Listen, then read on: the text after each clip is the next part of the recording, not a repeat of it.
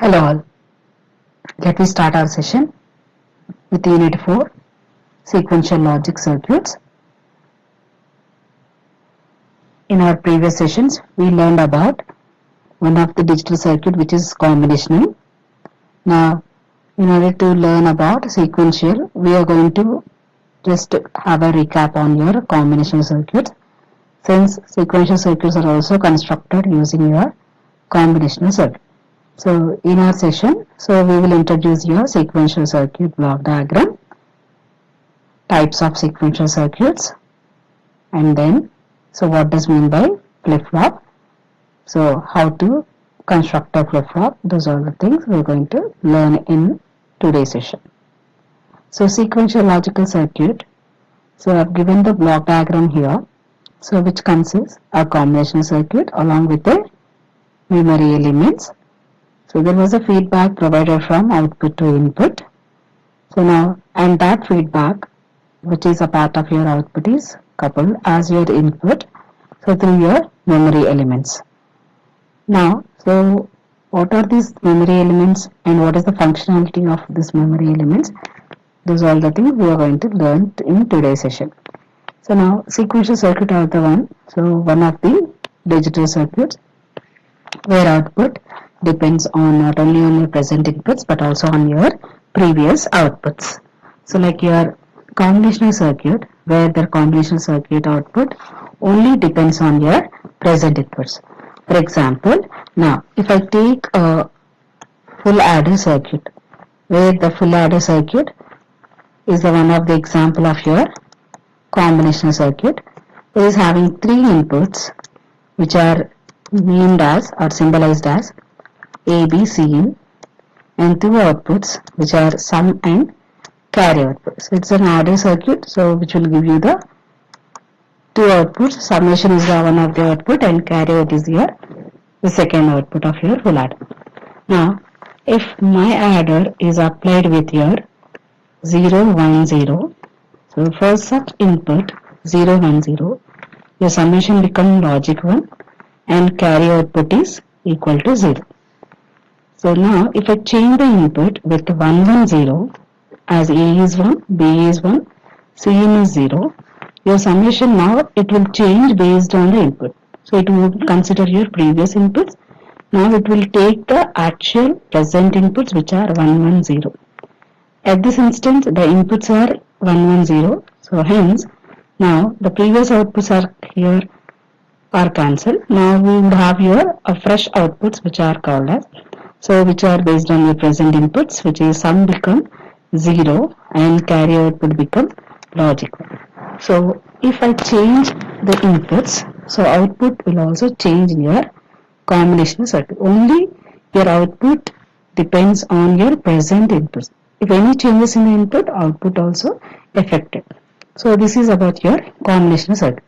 Whereas in sequential circuit, in addition with this combinational concept, you also have some memory elements which can store your previous outputs, and that previous outputs have been connected as the input to the memory element, and that output of your memory element are fed back as the input to the combinational circuit. Now, along with this present inputs, you also have some present output or present state. We will call this as a present output, or we will call this as a present state. So in combination we don't have that present output, only you are having the inputs and your output only depends on your inputs. But whereas sequential, output depends not only on present inputs but also on your present output too. So here these are your called as outputs are called as next outputs, and here the output which comes from your memory element is known as present output. Now these present outputs is due to your previous inputs, and in order to hold that previous state of the circuit, we are using the memory element, and this memory element can hold one bit of data, and that one bit of data is logic 1 or a logical 0. So like this, so your output of your sequential depends not only on your present inputs as well as it depends on your present output, which is named as a present state of the circuit, and that present state is stored in your memory element. For example, now I'll give you a basic example. So like if I wanted to watch a channel on a television, so what I'm going to do is first we will switch on your TV. Thereafter I will click on your channel up button. So when we click on channel up button, so we could know that in which channel it is earlier. For example, now I wanted to shift to the 16th channel. So to shift to the 16th channel, first I have to know that in which channel it is. So by pressing on your channel up, so if it is displaying with a 15, so then I'm going to give the input on your channel up, so then it will move to your 16th channel. So this clicking on your channel up button is your present input, and so already saved channel in your TV is your present state, and upon clicking this channel up, so if it is moving to the 16th, then it is known as your next state or your output. So like this. So here let me implicate the same example on this. So channel up button, so when you output it, when you input it, so then this will be your input, present input. So upon clicking the channel up, so upon switching on your TV, so if it holding a 15, it will be visible on your TV. So then we will click on this channel up. When you click on the channel up, so this 15 will come as your present input. Present input is channel up. Present state, we will call this as a present state, which is 15 will come as here one of the input along with this channel up button. So then the next state will be the 16th channel. So like this, so we are going to design your sequential circuit outputs not only depending on your present inputs but also on your present state of the circuit, and that present state is holded in your memory element, and these memory elements are nothing but your flip-flops, so which can hold one bit of data, 1 or a 0. So now this sequential circuit outputs depends on your present inputs as well as depends on your state of the storage element. All these inputs and outputs are in the form of your binary, either a logical 1 or it is a logical 0. So if any changes in your external inputs, that will change your outputs of your sequential circuit. Along with that, the present state, it will take the present state, and based on that present state and present input, you have your present state of your circuit, and present inputs can determine your next state of the sequential circuit. There are basically two types of sequential circuit based on your synchronizing your flip-flops or the memory elements. So now based on the memory elements, whether those memory elements are controlled by a timing signal or not, we have basically two classifications under your sequential circuits: asynchronous sequential circuit, the second one is synchronous sequential circuit. In asynchronous sequential circuits, so here the outputs or your sequential circuit outputs can change the input, and change in your input can cause the change in your output of your sequential circuit. So immediately you have a response at your asynchronous sequential circuit.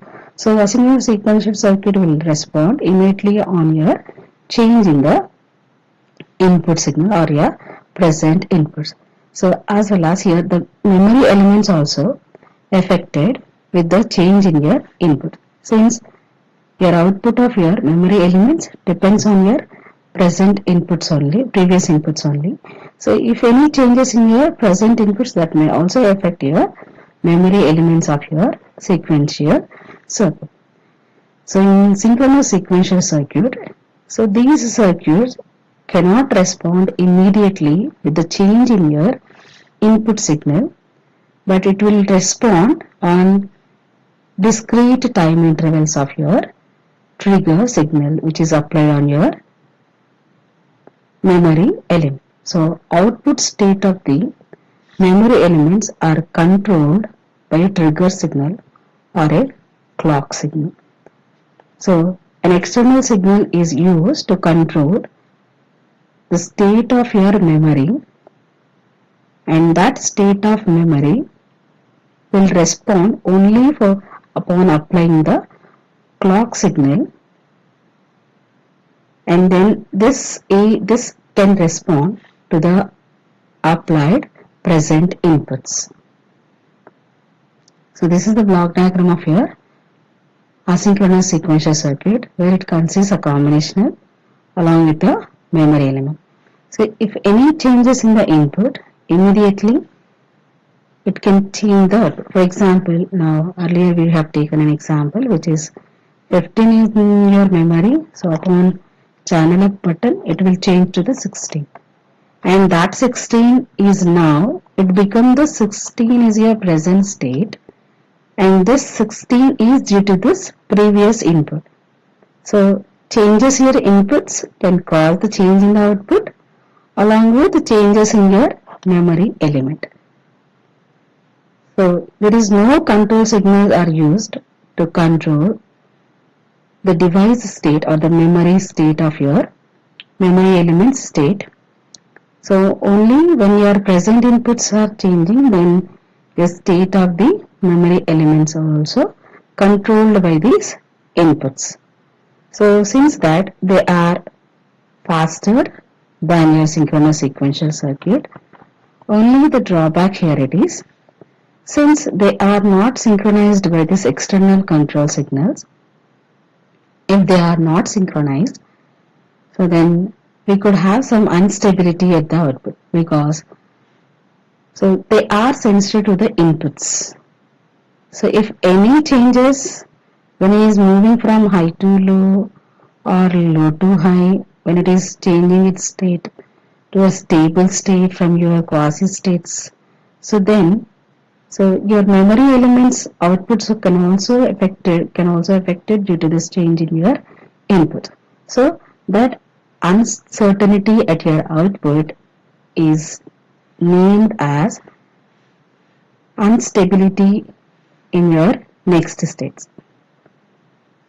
So hence, these asynchronous circuits would have a drawback, since those are not controlled by any control signal. So there is an absence of your synchronization. So hence the system become unstable. So since this design is very difficult to construct because of the unsynchronization, so we were going to use these circuits in a limited applications.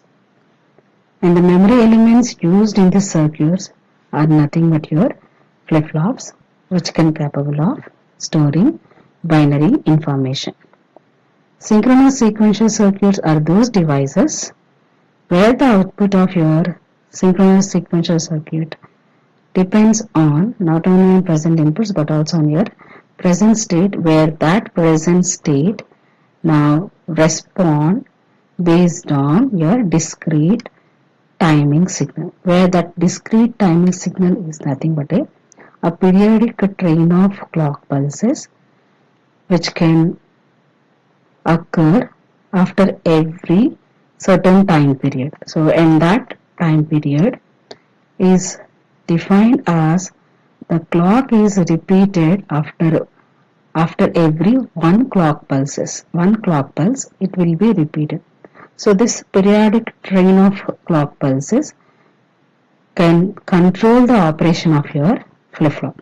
So your changes in your inputs only affected whenever the clock is enabled. So until unless the clock is applied. So this flip-flops may not change its output. So due to this, so we will have, so the change in your state of the flip-flop can be affected by this or controlled by this clock signal if any changes in your inputs can affected based on your clock signal. So outputs are affected only when the clock pulse is applied. So like this, so we can obtain your stability compared with your asynchronous sequential circuit, and it is when your outputs are stable, so this construction is also become very easier. So we were going to use these circuits in large applications like to construct the registers or your counters. So next, a flip-flop is the one which can be constructed using logical gates which can hold one bit of binary data, either a 0 or 1. It will have n number of inputs, only 2 outputs, and those 2 outputs are named as normal output. Q is normal output, Q bar is called as your inverted output. So this Q is a normal output and Q bar is a inverted output based on your inputs. So you can have your set state or your reset. Set state is nothing but holding the logic 1. Reset state is nothing but holding the or storing a logical 0. And if the state is not defined, either of 1 or 0, so then that state it is called as invalid state. So Q is normal output, Q bar is your inverted output. So basically flip-flop is a 1-bit device which can hold 1 bit of data. So here if Q is 0, Q bar is 1. If Q is 1, Q bar become 0. So complemented state. So complemented output is Q bar, uncomplemented output is Q. So using these flip-flops based on your triggering, so we are going to have a many number of flip-flops are to be constructed which can store the data, and to construct your memory devices we are using these flip-flops with a control signal. So that we will do it in the upcoming classes. Thank you.